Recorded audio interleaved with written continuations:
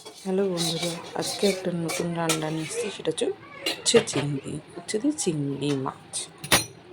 ফার্স্টে চিংড়ি মাছগুলোকে ধুয়ে নিয়ে কড়াইতে হালকা করে একটু ভেজে নেওয়া হলো।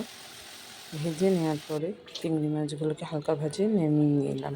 তারপর সেই কড়াইতে তেল দিলাম, 5 ফোড়ন, তাতে পেঁয়াজ কুচি দিয়ে দেওয়া হলো। দিয়ে একটু ভালো করে পেঁয়াজটা নেড়ে নেওয়া হলো হালকা লাল লাল করে, সামান্য লাল। তার মধ্যে দিয়ে দিলাম উচ্ছে আর আলু। উচ্ছে আর আলুটা দিয়ে ভালো করে নেড়ে নেওয়া হলো। নেড়ে নিয়ে তার মধ্যে লঙ্কা চিড়ে দিয়ে দিলাম। লঙ্কাটা আপনারা স্বাদ বুঝে দেবেন, যে যেরকম ঝাল খায়। তারপর সেটাকে ভালো করে নেড়ে নিলাম আমি একবার। নেড়ে নিয়ে তার মধ্যে হলুদ, জিরে দিয়ে আর স্বাদ মতো নুন দিয়ে দিলাম।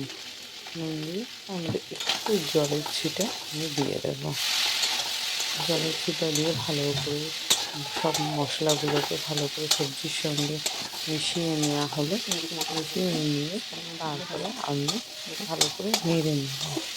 নেড়ে নেওয়ার পরে সামান্য জল দিয়ে দেওয়া হবে আলুটা সিদ্ধ হওয়ার জন্য।